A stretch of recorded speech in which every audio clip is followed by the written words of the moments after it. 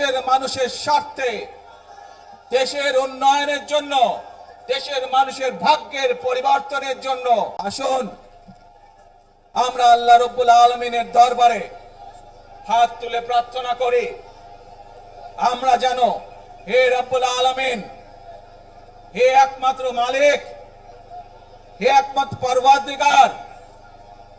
হে একমাত্র রহমত দানকারী, হে একমাত্র সাহায্যকারী, আজ আপনি যদি আমাদেরকে রহমত দেন তাহলে আমরা এই দেশের মানুষ কঠোর পরিশ্রম করার মাধ্যমে আমাদের প্রত্যাশিত বাংলাদেশকে গড়ে তুলতে পারবো। আজ যদি আল্লাহর রহমত এই দেশ এবং এই দেশের মানুষের পক্ষে থাকে, আল্লাহর সাহায্য, আল্লাহর দয়া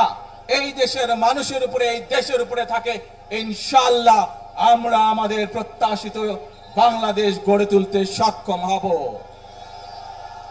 প্রিয় ভাই বোনেরা, আজ আসুন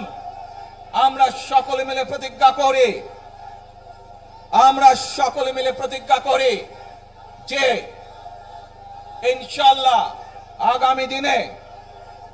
দেশ পরিচালনার দায়িত্বে যারা আসবে, আমরা সকলে নবী করিম সাল্লাল্লাহু আলাইহি সাল্লামের যে ন্যায়পরায়ণতা, সেই ন্যায়পরায়ণতার আলোকে আমরা দেশ পরিচালনার সর্বোচ্চ চেষ্টা করব।